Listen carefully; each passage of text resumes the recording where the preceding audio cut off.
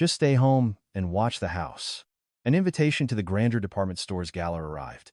It was addressed to me, in my name, clear as day. But my in-laws snatched it away and left without me, leaving me all alone. I heard the sound of the door being locked from the outside. They had locked me in. On the dining table, a note from my husband lay waiting. I took the emergency cash. Don't bother looking for it. To be locked in and robbed. I decided I could no longer endure it. I pulled out the phone I had hidden deep in the closet and made a single call. Mr. Sterling, it seems we have some uninvited guests at my department store. A short while later, that entire department store would be turned completely upside down. What on earth was about to happen? It was 4 a.m., a time when the entire world was asleep. But a sliver of light still leaked from the narrow utility room. Grace, 35, sat hunched over an old sewing machine. In her hands was her mother-in-law's tweed jacket, a piece from the world-renowned luxury brand, Lore. Dark circles were etched deeply under Grace's eyes. She hadn't slept a wink since the night before. Her back felt like it was about to snap from single-handedly preparing a massive Thanksgiving dinner for 30 people. Yet her mother-in-law had simply tossed the jacket at her for repairs before going to bed, her snores echoing through the house. Grace rubbed her tired, bleary eyes and carefully examined the frayed part of the jacket. As her fingertips brushed against the fabric, her gaze flickered. This unique texture, this intricate weave. Grace knew it better than anyone, because she was the one who had chosen this very fabric. 10 years ago, Grace had been a legendary designer who took the European fashion world by storm. People called her Madame H. At the age of 25, she launched her own brand, War, and her debut collection became a series of masterpieces that only the world's top 0.1% could afford. Paris, Milan, New York. Her name had echoed through the most famous fashion show venues in the world. And the very jacket her mother-in-law had carelessly thrown aside was a piece from that very first collection. Grace let out a bitter sigh. The corners of her lips lifted in a wry smile before falling listlessly. To see a piece she had poured her heart and soul into being treated so shabbily felt like a physical ache in her chest. The price of this single jacket could buy a decent luxury sedan. Grace had gifted it to her mother-in-law before she married into the family. But the woman, completely oblivious to its value, saw it only as a tool for vanity, something to show off to her friends. But Grace shook her head and picked up her needle again. The person she was now was not Madame H. She was no longer the sole daughter of the chairman of the Grandeur, America's most luxurious department store. She was just a daughter-in-law, treated like a live-in maid in this house for the past 8 years. At 6 a.m., Grace finished the repairs and headed to the kitchen. Her father-in-law had requested a full breakfast with bacon and eggs, her mother-in-law a green smoothie, her husband pancakes, and her sister-in-law a platter of exotic, sliced fruit. She had to prepare 4 different breakfasts to suit 4 different tastes. Grace's shoulders slumped, but she stood silently before the cutting board. At 7:30, the family members began to gather at the table one by one. Her mother-in-law, Brenda, held up the mended jacket, inspecting it from every angle. Her eyebrow twitched, followed by a condescending click of her tongue. My, how are you so good with a needle and thread?" It sounded like a compliment, but Grace knew it wasn't. Sure enough, Brenda's next words followed. "It's like you worked in a sweatshop. You were born to be a housekeeper. That's what you were. A housekeeper." Grace's hand froze. The tips of her fingers, gripping the ladle, turned white. But she said nothing. She had heard those words countless times over the past 8 years. She was too exhausted to even feel hurt anymore. Brenda tried on the jacket, twirling in front of the mirror. A look of satisfaction spread across her face. "I'll say, this Lore brand really is something special.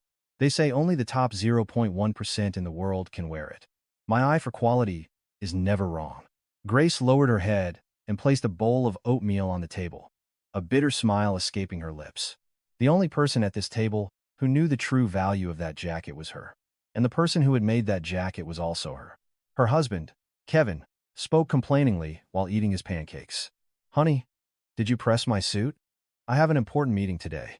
"Yes, I did." Grace's reply was mechanical, devoid of emotion, a response born of habit. Kevin didn't even notice the deep, dark circles under his wife's eyes. No, he didn't even look at her in the first place. Grace was suddenly reminded of their wedding day. 8 years ago, Kevin had promised her then, "I'll make you happy for the rest of your life." But that promise had vanished like the wind before their honeymoon was even over. As Grace washed the dishes after the meal, her silhouette was a picture of loneliness. Slumped shoulders, chapped hands, a pale, lifeless face. The radiant woman from her wedding day 8 years ago was nowhere to be seen. Washing the dishes, Grace gazed out the window. The morning sun streamed into the kitchen, but even its warm light couldn't seem to reach the coldness in her heart. Suddenly, her eyes welled up with tears, but she quickly wiped them away with the back of her hand. She couldn't cry. Crying wouldn't change anything. Grace looked down at her own rough hands. These were once the hands that sketched designs. Now they were chapped and raw from endless dishes and laundry. She let out a deep sigh. Something was slowly simmering deep within her chest. But she didn't yet know what it was. She just assumed that today, tomorrow, and the day after would be the same monotonous repetition. But that very afternoon, a piece of mail arrived that would shake her life to its very core. A luxurious, shimmering gold envelope. On it, the words "The Grandeur" were elegantly embossed. Unconsciously, Grace felt her heart begin to beat faster.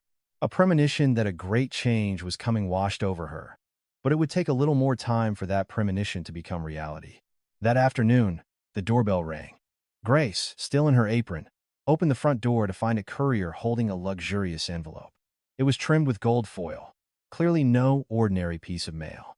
Grace accepted it and checked the sender, The Grandeur. The moment she saw the name, her heart sank. Her fingertips began to tremble. It was a letter from the world she had desperately tried to ignore for 8 years. Turning the envelope over, she saw the recipient's name, Grace Hayes. It was unmistakably her name. With trembling hands, Grace opened the envelope. Inside was a magnificent invitation. The Grandeur 50th Anniversary VVIP Brand Launch Gala. The gold leaf lettering shimmered dazzlingly. Grace's eyes grew moist. It was surely from her father. Her father, who hadn't contacted her once in 8 years, hadn't forgotten his daughter. Grace clutched the invitation to her chest. A lump formed in her throat and tears welled up in her eyes. It was at that very moment that she heard loud footsteps from the living room. Her sister-in-law, Tiffany, came running, out of breath. "What's that? What came in the mail?" Tiffany snatched the invitation from Grace's hand before she had a chance to stop her. Tiffany's eyes scanned the invitation and widened in an instant. "Oh my God! Mom! Mom! Get in here!" At Tiffany's shout, her mother-in-law, Brenda, came rushing over. Soon, her husband Kevin and her father-in-law joined them in the living room. The entire family had descended upon a single invitation. "What is this?" Brenda snatched the invitation.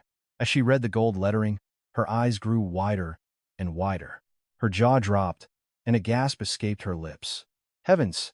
This is an invitation to the Grandeur's VVIP Gala." Brenda's voice shot up an octave, her face glowing with greedy delight. Tiffany bounced on her heels, chattering excitedly. "Mom, not just anyone can go to this. Only billionaires and celebrities get invited. I can't believe something like this came to our house."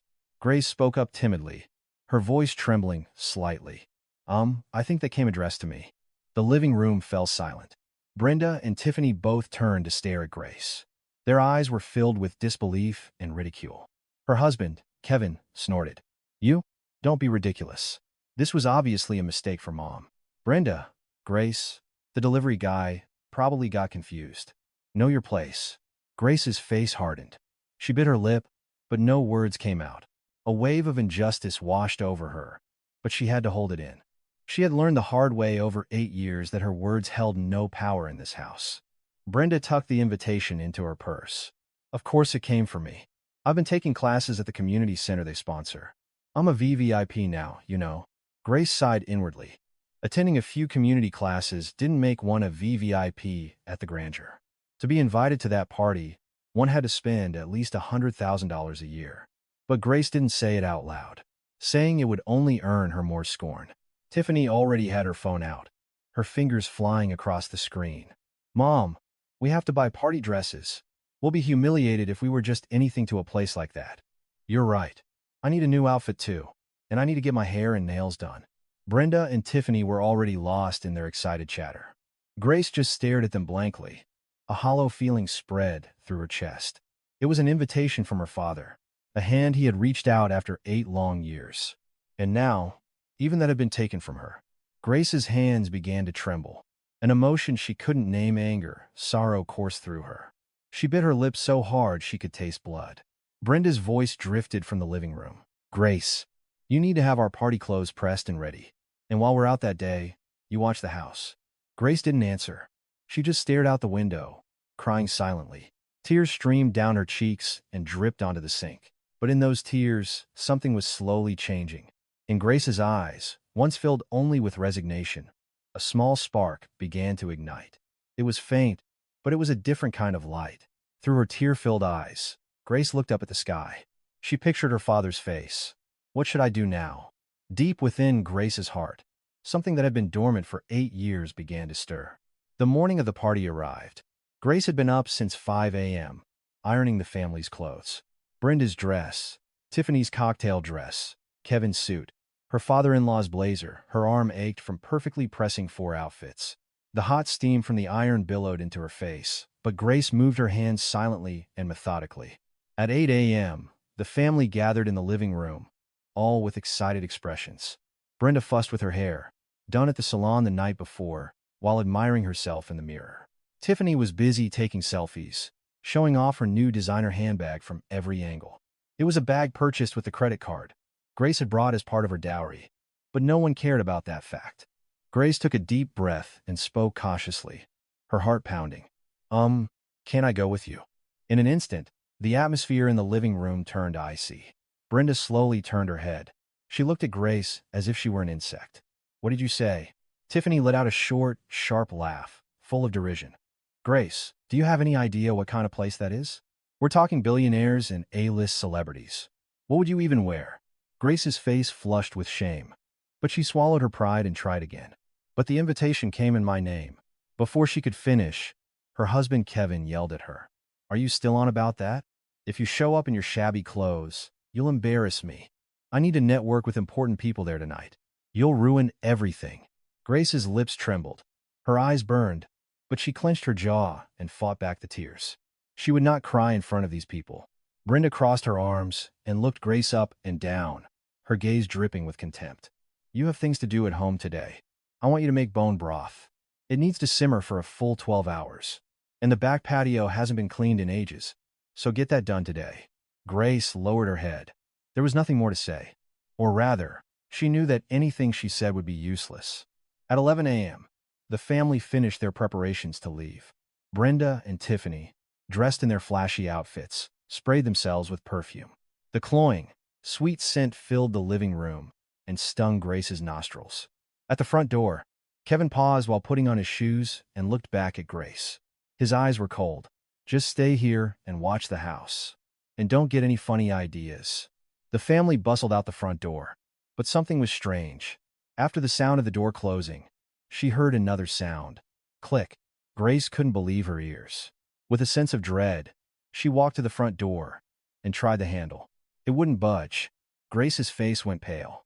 She pushed, pulled, and rattled the knob. But it was no use. They had locked it from the outside. Grace sank to the floor, all the strength draining from her body. She had never imagined that her own family would lock her in, to trap a person in their own home. Like an animal, tears streamed down her face. After crying for a long time, Grace staggered to her feet and returned to the living room. Collapsing onto the sofa, that's when she saw something on the dining table. A single sheet of white paper. It was her husband's handwriting. With trembling hands, Grace picked up the note. It read, "If you show up to the party looking like that, you'll ruin my business prospects. Just be a good girl and stay home. And I took the money from your drawer, so don't bother looking for it." Grace's hand started to shake violently. The money in her drawer. That was the emergency fund she had secretly saved for 8 years. A few dollars here, a few dollars there. Money she had scraped together without her mother-in-law's knowledge. It was the change from grocery shopping, the little bit she had managed to hide away from any allowance Brenda gave her. It was her secret hope, saved for the day she might finally have to leave this house. Grace scrambled into the master bedroom and yanked open the drawer. It was empty. $5,000. Her entire savings from 8 years. Gone? Grace fell to her knees, her body trembling uncontrollably. A storm of emotions, rage, betrayal, despair crashed over her. Her husband, the man she had lived with for 8 years, had stolen her emergency fund. As she sobbed, her tears finally running dry, something in her eyes began to change. The sadness was replaced by an icy glint. She clenched her jaw, her face hardening. No more. 8 years. For 8 years, she had endured, persevered, and survived. But it was over. She would not be trampled by these people any longer. Grace slowly stood up. She reached into the very back of the closet, behind a stack of winter blankets, and pulled out a small box. Inside was her secret, unknown to anyone. She opened it. Inside was a cell phone, a burner phone the family knew nothing about. She turned it on, and the screen glowed to life. It was filled with missed call notifications, all from the same number, a number she had ignored for 8 years. With a trembling finger, she dialed the number. After 2 rings, someone answered. "Mr. Sterling, it's me." Grace's voice was no longer shaky. It was calm and firm. "Have a car ready. I'm coming now." Hanging up the phone, Grace looked out the window. Her expression was completely transformed. The long-suffering daughter-in-law, Grace Hayes, was gone. In her place stood someone entirely different, the daughter of the chairman of the Grandeur, the legendary designer, Madam H. She had finally awakened. Exactly 20 minutes after she hung up the phone, Grace sat on the living room sofa, gazing out the window. Her mind was unnaturally calm, like the sea after a storm. All her emotions had subsided. Then, she heard a noise from outside the front door, muffled voices, and the sound of someone fiddling with the lock. Grace stood up and looked toward the door. Click! The sound of the deadbolt being disengaged. The door swung open. Standing in the doorway were several men in black suits, all bowing deeply. "Miss Hayes, we apologize for the wait." The man in front, a middle-aged gentleman, spoke respectfully. It was Mr. Sterling, the chief of staff to her father, the chairman of the Grandeur. There was a faint glisten in his eyes. Seeing the young miss after 8 years, looking so worn and tired, was heartbreaking. Grace gave a simple, dignified nod. "You've been through a lot, Mr. Sterling." "Not at all, ma'am. It is an honor to see you again." Mr. Sterling's voice wavered slightly. Grace felt a warmth spread through her chest at his genuine welcome. At least this man didn't treat her like a maid. Grace slipped off her worn house slippers and stepped out into the hallway. A line of security guards in black suits stood at attention, bowing in unison as she passed, as if escorting royalty. In the building's underground garage, a black luxury sedan was waiting. The license plate identified it as a vehicle from the Grangeur's executive fleet. A guard quickly opened the rear door for her. Grace stepped into the car for the first time in 8 years. As the car pulled away, Mr. Sterling spoke gently. "The chairman has been waiting a long time for you, ma'am. He sent an invitation every year, but—" Grace looked out the window. "I know. It was foolish of me." "Not at all, ma'am. The chairman always respected your choices. He was just always worried." Grace's eyes welled up. Her father.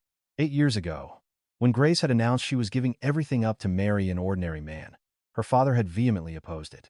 The daughter of a billionaire dynasty, a legendary designer, marrying a man with nothing to his name.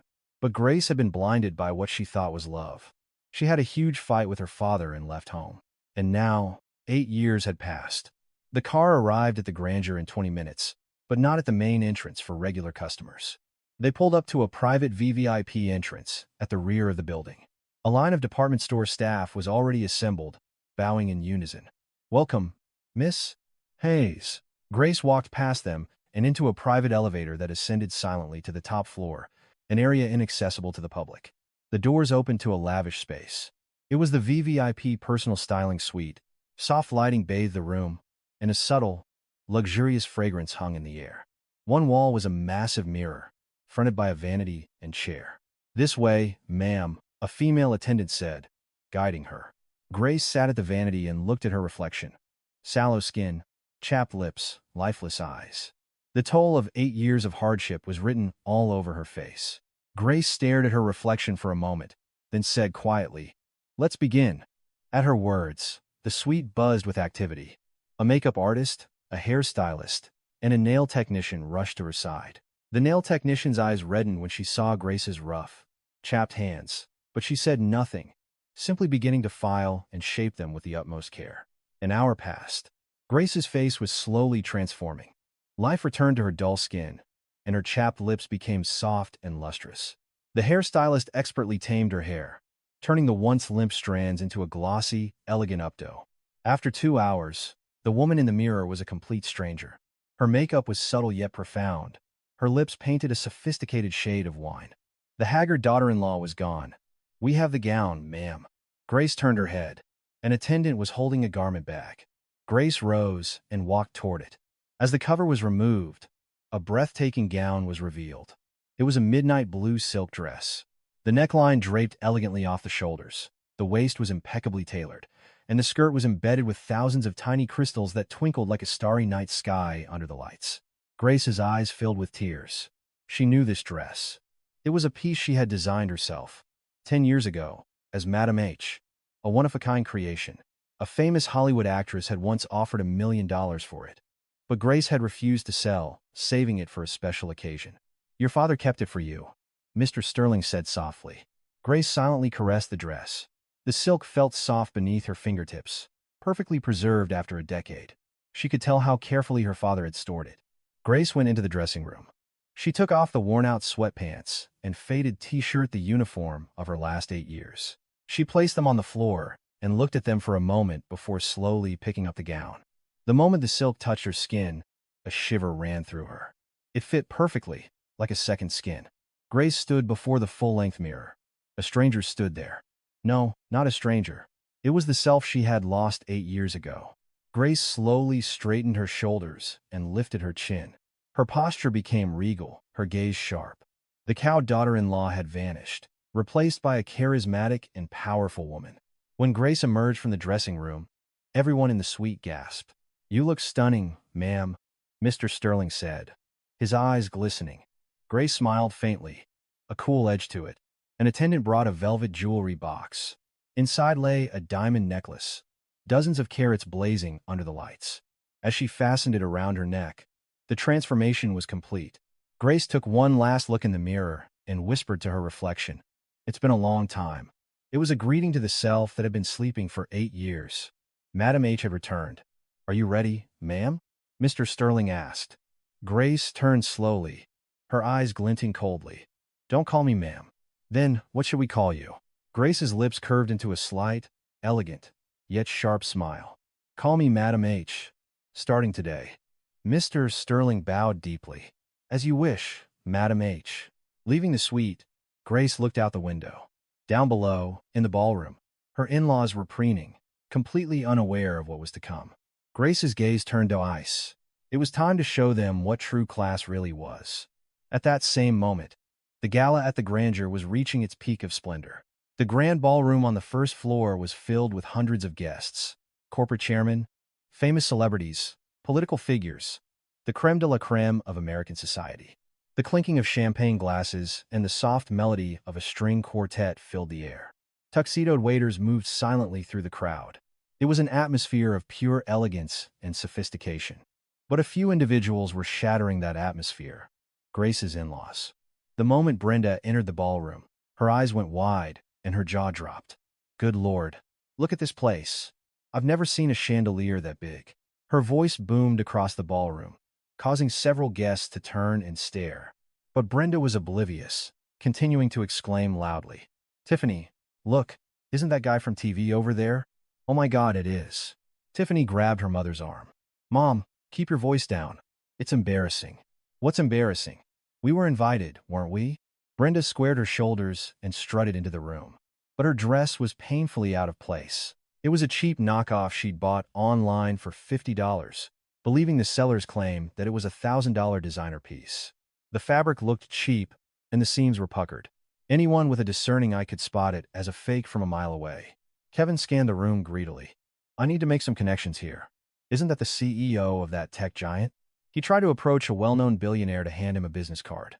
But the man simply glanced at Kevin's ill-fitting, off-the-rack suit and turned away without a word.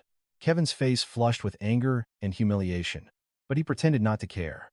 The father-in-law, Frank, stood awkwardly in a corner, unsure how to act in such a formal setting. He fiddled with his champagne flute, took a sip, and grimaced. "What is this stuff? Tastes weird. I'd rather have a soda." A few people nearby snickered, but Frank didn't understand why they were laughing. Meanwhile, Brenda had planted herself in front of the buffet table. which was laden with delicacies. Caviar, lobster, truffle pasta, prime rib. Her eyes gleamed with avarice. And it's all free. This is my lucky day. She grabbed 2 plates and began piling them high, one with meats, the other with seafood. Not content with that, she slyly opened her handbag. I should pack some of these dinner rolls. They'll be good for breakfast tomorrow. Glancing around, she swept a handful of rolls into her purse, followed by a few small cakes wrapped in napkins. A waiter saw this and stared in disbelief, but Brenda paid him no mind. Tiffany was just as bad, wandering the room, obsessed with taking selfies. Whenever she spotted a celebrity, she would try to sneak into their frame. "Excuse me, just one picture," she chirped, trying to take a selfie next to a famous actor. The actor's publicist politely intervened. "I'm sorry, but no unauthorized photos, please." Tiffany's face turned red with a mixture of embarrassment and anger. Whatever. So stuck up just because he's famous. We'll see how he acts when his career is over. She stormed off, muttering insults. People began to whisper. Who on earth are those people? How did they even get into this party? Just then, Brenda bumped into another woman near the buffet, splattering food on her dress. "Ah!" the woman cried out. Lobster sauce now stained her clearly expensive designer gown. But Brenda's reaction was appalling. Instead of apologizing, she got angry. "Hey, watch where you're going." The woman stared at her, flabbergasted. "Excuse me? You bumped into me. What? Are you talking back to me? Do you have any idea who I am?" Brenda raised her voice, drawing a crowd. "This dress I'm wearing is worth more than your car. It's the new Madam H." At the mention of Madam H, the expressions of those nearby shifted strangely. Someone let out a snort of laughter. "That's a Madam H dress? I can see it's a fake from here." The whispers grew louder. Brenda's face flushed, but she doubled down. "A fake? What do you know about fashion?" The commotion was growing, and the elegant atmosphere of the party was rapidly deteriorating. At that very moment, someone was watching the scene unfold from the second-floor terrace. It was Grace, dressed in her magnificent gown and wearing a mask. She leaned against the railing. The mask was made of black lace, covering the top half of her face, but the eyes visible through it glittered coldly. A glass of red wine was in her hand.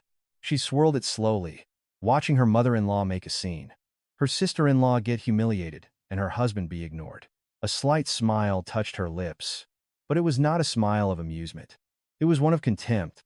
These people, who had treated her like a maid for 8 years, who had stolen her money and locked her in, were now making fools of themselves below. Grace brought the glass to her lips. The wine was sweet, yet bitter. "Quite a show," she murmured. "Mr. Sterling," standing beside her, said quietly, "to think they treated you like this for 8 years. Madam H. It makes my blood boil." "There's no need to be angry," Grace replied, her voice calm, but with an undercurrent of cold fury. "By the end of tonight, those people will have lost everything." She placed her wine glass on the railing and turned. The eyes behind the mask were sharp. "Mr. Sterling, when is the main event of the party?" "In 30 minutes, Madam H. The lighting of the champagne tower." "Perfect." Grace looked down again. Her mother-in-law was still causing a scene, acting as if she owned the place. Grace's lips curved into a deeper smile this time, the smile of a hunter watching its prey. "I've seen enough," she whispered. "It's time for me to take the stage." Grace turned and walked away from the terrace, Mr. Sterling following silently behind her. Her gown shimmered like a constellation under the soft lights. Downstairs, the chaos continued. The family had no idea that in 30 minutes, their world was about to be irrevocably changed. Grace walked on, the click-clack of her heels echoing in the corridor like the tolling of a judgment bell. In the center of the ballroom stood a massive champagne tower, over 10 feet tall. Hundreds of crystal glasses were stacked in a pyramid, glittering under the lights. The tower was specially commissioned for the Granger's 50th anniversary, each glass a hand-blown piece of crystal, the entire structure worth tens of thousands of dollars.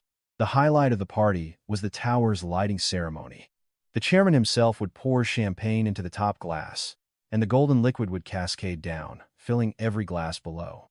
At that moment, the lights would dim, and the tower would glow like a monument of gold. Guests gathered around, buzzing with anticipation. The problem, however, was Tiffany. Wandering the party, she spotted a handsome young man standing near the tower. He was tall, well-built, and looked like a model. In fact, he was a model, hired for the event. Tiffany's eyes lit up. Wow, he is totally my type. She smoothed her hair and sashayed over to him. He was talking with other models, but Tiffany squeezed her way in. Excuse me, are you a model? You're so handsome. The man turned, offering a polite but strained smile. Yes. Thank you. I was invited to this party as a VVIP, Tiffany announced loudly, hoping to impress him. My family is, like, a really big deal. The man, looking increasingly uncomfortable, replied, Oh, that's nice. He tried to step back, but Tiffany moved closer. So, can I get your number? Maybe we could get dinner sometime. I'm sorry. I'm working right now, he said, trying to politely decline. But Tiffany's face hardened with stubbornness. Oh, come on. What's the big deal? It's just a phone number. She grabbed his arm. The man flinched and pulled back. In that instant, Tiffany's heel caught on the base of the champagne tower. She lost her balance and stumbled. Ah! She shrieked, flailing her arms. Her hand slammed into the bottom tier of the tower. A few crystal glasses wobbled. Then, everything seemed to happen in slow motion. One wobbling glass tipped into another. That glass hit another. A chain reaction, like dominoes, had begun. Gasps of horror filled the room. Someone yelled, No! But it was too late. With a deafening crash, the champagne tower collapsed. Hundreds of crystal glasses rained down onto the marble floor. The sound of shattering glass echoed through the ballroom. Guests covered their ears as the floor became a minefield of sharp fragments and pools of champagne. Screams erupted. Tiffany sat on the floor, her face ashen, her body trembling. Blood was trickling from a cut on her hand, but she was in too much shock to feel the pain. What happened? Brenda rushed over. Her eyes widened at the sight of the ruined tower and her daughter on the floor. Tiffany, are you okay? Are you hurt? Mom, what? What do I do? Tiffany stammered, tears welling in her eyes as she realized every single person was staring at her. Party staff rushed to the scene. The event manager's face went pale. What in God's name happened here? At that moment, Brenda's expression shifted. The panic vanished, replaced by a cunning glint. She quickly scanned the area, and her eyes landed on a young busboy who had been standing nearby. He was a college student, hired for the night. He was just staring at the mess, stunned. Brenda's fingers shot out, pointing at him. It was him. That busboy pushed it. The young man's face turned white. What? No, I didn't do anything. Don't lie. I saw you with my own two eyes. You pushed the tower. Brenda shrieked, her voice filled with a desperate need to cover for her daughter. Tiffany, catching on, quickly chimed in. That's right. He pushed it. I saw him. Tears welled in the young man's eyes. I really didn't do anything. I was just standing over there. Shut up. If you didn't push it, why did it fall? Brenda advanced on him, her hand raised, ready to strike. The young man squeezed his eyes shut, bracing for the slap. It was at that exact moment. Stop. A cold, clear voice rang out through the ballroom. Everyone turned toward the sound. On the grand staircase stood a woman. Her midnight blue dress glittered like the night sky. She wore a black lace mask, but the eyes that peered through it were as cold as ice. Brenda's hand froze in midair. She stared up at the woman on the stairs, an inexplicable sense of intimidation creeping over her. Who are you? Brenda demanded, her earlier bravado replaced by a nervous tremor. The woman didn't answer. Instead, she began to descend the stairs, the click-clack of her heels echoing on the marble. With each step she took, the crowd parted, an air of authority radiating from her that silenced the room. She stopped in front of the wreckage and looked down at the shattered glass. Then, she lifted her head and looked directly at Brenda. That young man did nothing wrong. The woman's voice was low, but it carried to every corner of the room. What? Who do you think you are? Butting in. Brenda tried to sound indignant, but her voice lacked its earlier force. The woman took a step forward, and Brenda instinctively took a step back. I've been watching everything that has happened at this party. Her voice dropped, becoming colder. The one who knocked over the tower was not that young man. It was your daughter. She tripped while she was harassing one of the models. Tiffany's face turned beet red. Her father and Kevin, drawn by the commotion, had arrived, and the entire family was now at the center of the humiliating scene. Kevin stepped forward. Hey, who the hell are you to talk to my family like that? The woman slowly turned her gaze to Kevin.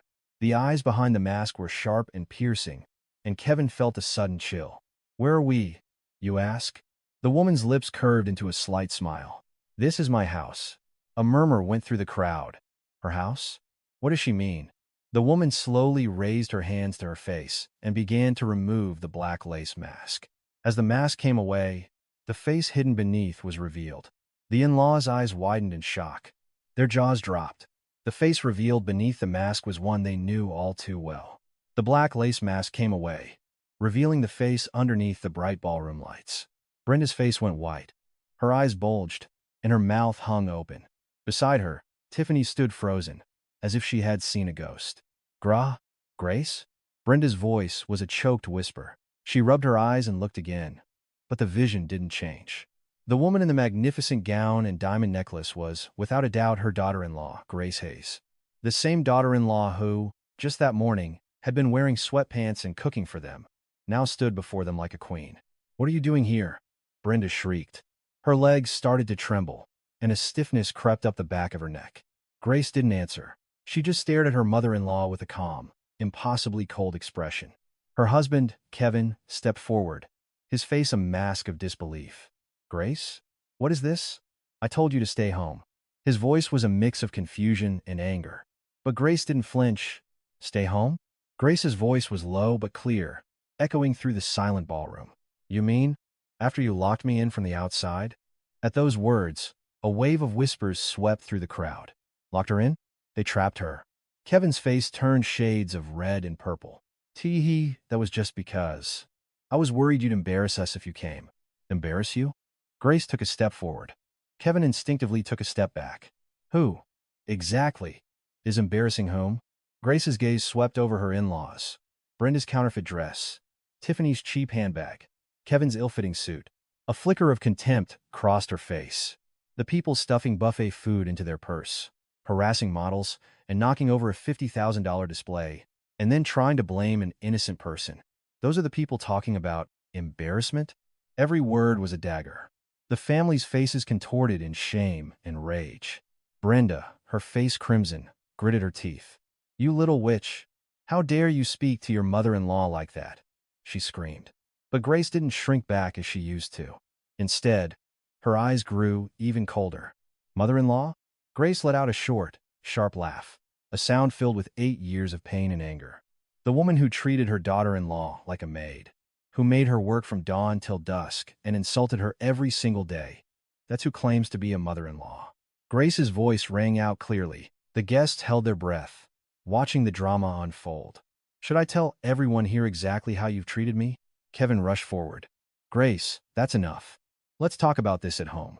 He reached for her arm, but Grace snatched it away. "Don't touch me." Her gaze was like ice. Kevin recoiled. 8 years, Grace continued, her voice steady, but laced with the deep wounds of her past. "For 8 years, I woke up at 4 a.m. to cook breakfast, did the laundry and cleaning for 4 people, single-handedly cooked massive holiday meals, and stayed up all night mending your clothes." Her eyes glistened, but she refused to cry. "Not here. Even on holidays, after doing all the work, I barely got to eat a proper meal. I worked from morning until night and never once heard a thank you. Instead, I was mocked, called a born housekeeper, a sweatshop worker." The ballroom was silent. Someone let out a sympathetic sigh. Brenda shrieked. "Isn't that what a daughter-in-law is supposed to do? That's just part of being married." "Being married?" Grace tilted her head. "Is locking me in my house and stealing my money also part of being married?" The room erupted in whispers again. Stole her money? All eyes turned to the family. Kevin's face went pale, remembering the $5,000 he'd taken from her drawer that morning. That. I was just borrowing it. I was going to pay you back." "Borrowing it?" Grace scoffed. "My emergency fund, that I secretly saved for 8 years? The money I scraped together from grocery change and a few dollars here and there. You call leaving a note and taking it borrowing?" Kevin was speechless, his lips trembling. Grace looked at her family. Her father-in-law stared at the floor. Brenda and Tiffany were flushed with rage, and Kevin stood pale and defeated. "And those clothes you're all wearing," Grace said, pointing at Brenda's dress. "You charged them to my credit card, didn't you?" Brenda's eyes widened. "No, I bought this with my own money." "Yes. The card you secretly took from my wallet. I knew all about it." Grace's voice was eerily calm. Dad's suit, Tiffany's bag, Kevin's shoes. You charged them all to my card. Without my permission. The family couldn't deny it. The evidence was on their bank statements. So what? Tiffany spat, cornered and defiant. It's family money. Who do you think you are to make such a big deal out of it? Grace turned her gaze slowly to Tiffany, a small smile playing on her lips. Who do I think I am? Grace gestured to her own gown. Do you recognize this dress? Tiffany scanned the midnight blue silk, the crystal embroidery. It looked familiar. Wait, is that a Madame H? She whispered, her eyes wide. As a fashion enthusiast, she had seen Madame H's work in magazines. Correct? Grace nodded. This dress was designed 10 years ago by Madame H. It's the only one in the world. A Hollywood star offered $1 million for it. But it was never sold. So what? How are you wearing it? Tiffany stammered, a terrible feeling creeping up on her. Grace smiled, an elegant but razor-sharp smile. Because I designed it. A gasp rippled through the ballroom. She designed it? That meant. This woman was Madame H. My name is Grace Hayes, she declared, her voice ringing with newfound power. The founder of the brand Lore, known as Madame H, and the only daughter of the chairman of the Grandeur. The statement landed like a bomb. The ballroom froze. The in-laws' faces turned a deathly shade of white. Brenda clutched her chest and swayed, while Frank collapsed onto the floor. Chairman's daughter? Kevin stammered, his legs giving out from under him. Grace nodded calmly. Yes. The daughter-in-law you treated like a maid for 8 years is the daughter of the owner of this department store. Grace's eyes flashed. And tonight, you will pay the price. Fear dawned on the family's faces.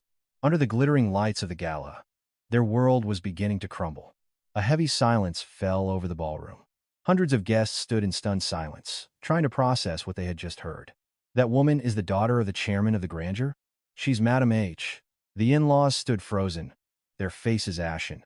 But Kevin was different. His face flushed, then contorted with rage. Humiliation had curdled into fury. Chairman's daughter, he snarled, veins popping in his neck. Don't make me laugh. You're a liar.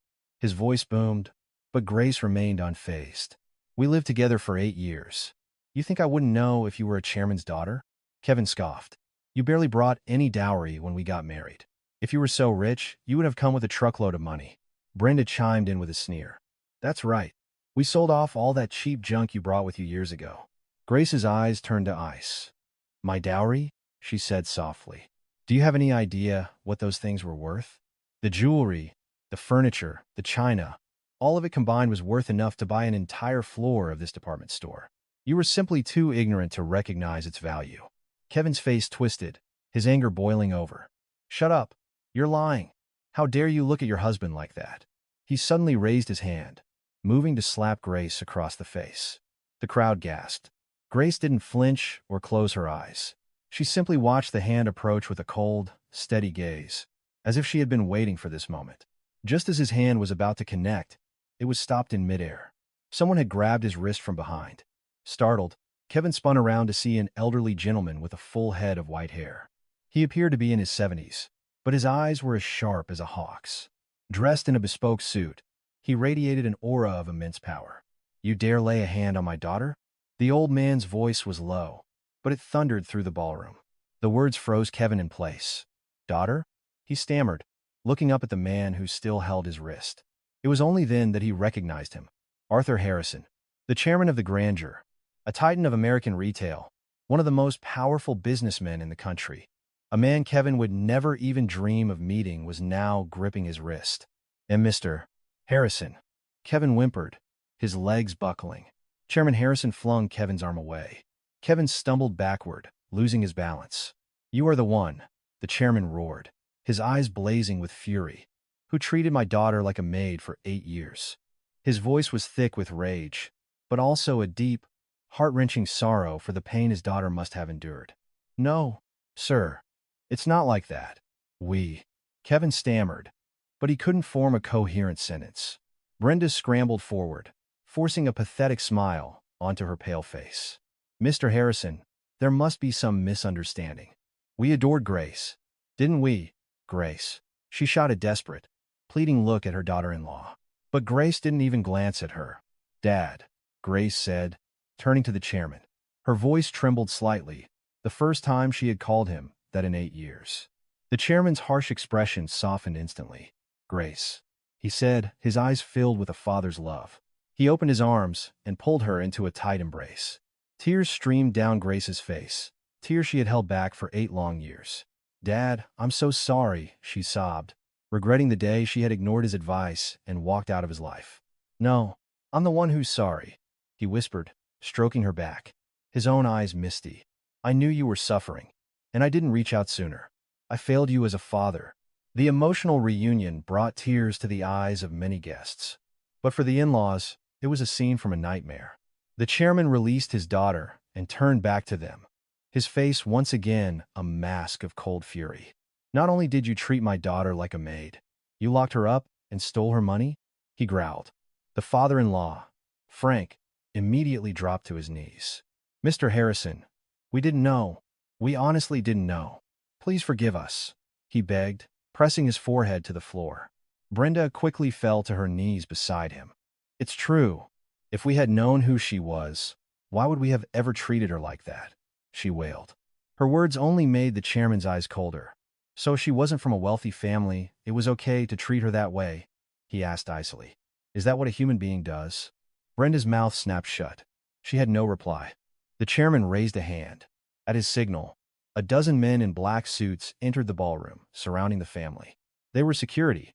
The abuse my daughter endured for 8 years will not end here tonight, the chairman announced, his voice ringing with authority. Illegal confinement, theft, defamation. I will pursue every legal charge to the fullest extent of the law. Be prepared. Kevin crawled forward. Beshin. Father-in-law? Mr. Harrison. I was wrong. Please, just give me one more chance. I'll be good to Grace, I promise. The chairman shook his head coldly. Do not call me that. As of today, you are no longer my son-in-law. Kevin's face drained of all color. What do you mean? A divorce, the chairman stated flatly. My daughter is no longer your wife. Prepare the papers immediately. Kevin collapsed to the floor. Brenda screamed, No, not a divorce. She scrambled over to Grace and clutched at the hem of her dress. Grace, darling, Mom was wrong. I'll never do it again. Please. Anything but a divorce. But Grace coolly pulled her dress from Brenda's grasp. You're calling me darling now? Her voice was like ice. You never once called me that in 8 years. It was always you or hey. Brenda's face crumpled. It was all true. Grace looked down at the pathetic figures on the floor. Her kneeling father-in-law, her sobbing mother-in-law, her ashen-faced husband, her trembling sister-in-law. The people who had trampled on her for 8 years were now groveling at her feet. It should have been satisfying, but she felt a strange emptiness. The chairman put a protective arm around his daughter. Grace, it's over now. Dad will handle everything. Grace nodded. Dad, there's one more thing. We need to collect everything those people bought with my money. The chairman nodded grimly. You're right. He gestured, and the security guards stepped forward. The family looked up in terror, suddenly remembering that the very clothes on their backs, the purses in their hands, the shoes on their feet, all of it had been bought with Grace's credit card. A small, cold smile touched Grace's lips. The real reckoning was just beginning. The security guards formed a tight circle around the in-laws. There was no escape. Grace walked slowly toward them, the click-clack of her heels the only sound in the silent room. Now, she said, her voice calm but heavy with the weight of 8 years of repressed anger. It's time to settle the accounts. Mr. Sterling produced a thick file from his briefcase and handed it to her. Grace opened it to the first page. This is a list of all charges made to my personal credit card over the last 8 years. She held up the document, filled with dense columns of numbers. Brenda, the amount you charged to the card you secretly took from my wallet totals $230,000. Clothes, bags, jewelry, cosmetics. You were quite the shopper. Brenda's face went white. The number was staggering. $230,000? She stammered, having had no idea it had added up to so much. Yes, Grace continued calmly. Tiffany, $80,000. Kevin, $60,000. Frank, $30,000. For a grand total of $400,000. Each number was a hammer blow. Of course, Grace said. Closing the file, one might argue this is just family spending. The problem is, I never once gave you permission. You stole my card and used it without my knowledge. That is theft. That's not theft. It's family. Kevin protested weakly. Family? Grace scoffed. Is locking me in a room and stealing my life savings what a family does? Is treating me like a maid and verbally abusing me what a family does? Kevin fell silent. Grace pointed at Brenda's dress. That dress. You bought it last month with my card, $3,500. Brenda flinched. And that necklace. Grace's finger moved to Brenda's throat, $1,200. Brenda's hand instinctively flew to cover it. Anything bought with my card is my property. Therefore, I'll take it back. Now. Grace's voice was frigid. Take it off. Brenda's eyes widened in horror. Whoa, what? You want me to take it off here? Yes. It's mine. Grace's expression was devoid of pity. They had shown her none for 8 years. No, this is too cruel. Brenda shrieked. But Grace's security team was already moving, setting up a large portable screen to create a makeshift changing room. You can change in there, Grace said. I've even prepared a change of clothes for you. An attendant brought forward a plastic bag containing 4 cheap, gray sweatsuits, the kind one might find at a discount store, for $10. Brenda's face burned with humiliation. This is an outrage. An outrage? Grace replied flatly. I was outraged every day for 8 years. Being called a housekeeper, a factory worker. Surely you can endure this for one evening. Brenda was trapped. Hundreds of the city's elite were watching. Defeated, she stumbled behind the screen. A moment later, the dress, necklace, and earrings were thrown over the top. She emerged in the drab sweatsuit, her former glamour replaced by a pathetic, defeated air. Tiffany, you're next, Grace said. Tiffany turned pale. No, I won't do it. But the security guards blocked her path. That dress, $2,800. The handbag, $5,000. The shoes, $1,200. All on my card. If you refuse, I'll have the police escort you out and press charges for felony theft. Tiffany, trembling, had no choice. Kevin and Frank followed, stripped of their suits, watches, and shoes. Soon, all 4 of them stood barefoot in ill-fitting sweatsuits, a spectacle of public humiliation. And now, Grace said, taking another file from Mr. Sterling for the second invoice. What's that? Kevin asked, his voice shaking. This is your bill for 8 years of my domestic labor, Grace announced. I worked from 5 a.m. to midnight, 7 days a week. Cleaning, laundry, cooking, dishwashing. We had this professionally calculated.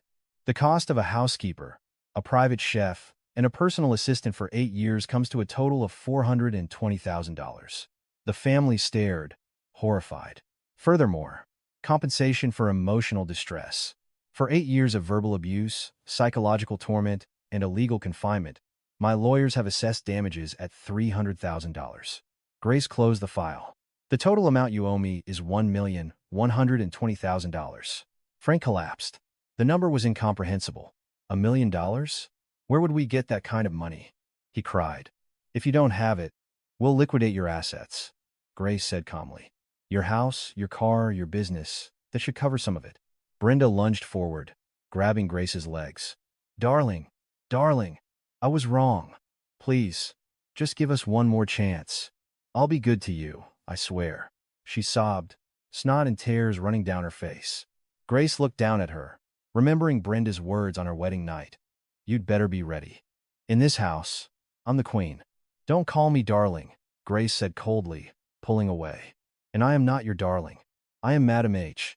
The very same Madam H you used to brag about to all your friends. The realization hit Brenda like a physical blow.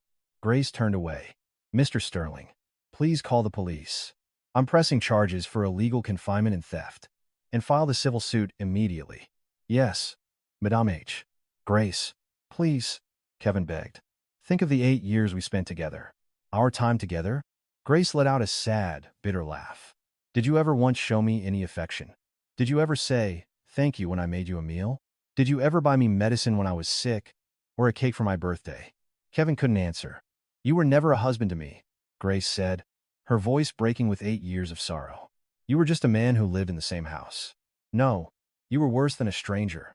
A stranger wouldn't lock me in and steal my money. She turned her back on them for the last time. Chairman Harrison put his arm around her. Let's go, Grace. It's over. Yes, Dad. As she walked away, she could hear their wails and pleas behind her, but she didn't look back. At the exit, she paused for a final glance. She saw them, four pathetic figures in gray sweatsuits and bare feet. It was a miserable sight. A single tear escaped her eye, but she wiped it away. "It's finally over," she whispered. Her 8-year nightmare had come to an end. 1 year later, Grace stood in the CEO's office on the top floor of the Granger's corporate headquarters, looking out over the Manhattan skyline. She was a different woman. Her hair was in a chic updo. She wore an elegant power suit, and her eyes shone with confidence. The downtrodden daughter-in-law was gone, replaced by a dynamic young CEO. A knock came at the door. "Come in." Mr. Sterling entered. "Ma'am, your schedule for today. A 10 a.m. meeting with a new brand, a 2 p.m. meeting with international buyers, and a 6 p.m. television interview." "What's the interview about?" "It's a special for the Granger's 51st anniversary. They want to focus on you, the new CEO." Grace smiled, a genuine, relaxed smile. So much had changed. The divorce was finalized quickly. Faced with criminal charges, Kevin had agreed to all of her terms. She walked away with nothing from the marriage, but she had never had anything to begin with. She joined her father's company, first as a director. Her talent, honed as Madam H, shone brightly. She revolutionized their marketing, brought in exciting new brands, and improved customer service. Sales skyrocketed. 3 months ago, her father had passed the torch. "It's time for you to lead this company, Grace," he had said. And so, at 36, she became the CEO of America's most prestigious department store. That evening, at the TV studio, the interviewer began. "Miss Hayes, you were once the world-famous designer Madam H, but then you disappeared for nearly a decade. Can you tell us what you were doing during that time?" Grace paused, the memories of her 8 years in that house flashing through her mind. "I was a homemaker," she said with a serene smile, "and I believe that time made me stronger." You have to experience the bottom to truly appreciate the top. An inspiring perspective. What is your vision for the Granger? Grace's eyes lit up. "I want to show people what true luxury is. It's not a price tag. It's the act of loving and cherishing yourself. That is the ultimate luxury. I want the Granger to be a place where people don't just buy things, but where they discover their own worth." As her car drove through the city that night, the glittering lights of Manhattan spread out before her. In another part of the city, in a damp, squalid basement apartment in Queens, a different scene was playing out. Brenda slurped instant noodles while watching the evening news on a flickering old TV. "Ugh, whose fault is it we ended up like this?" she grumbled. "Yours."